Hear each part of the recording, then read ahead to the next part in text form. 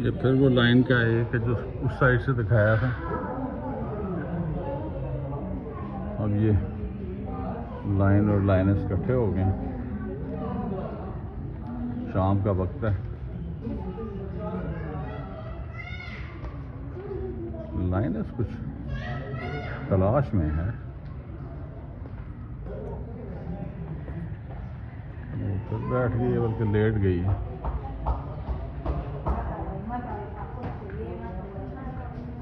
Line भी कुछ word है।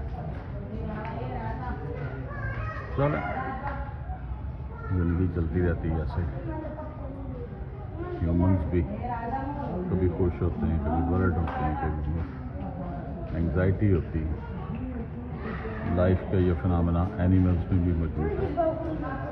बैठे दूर दूर हैं।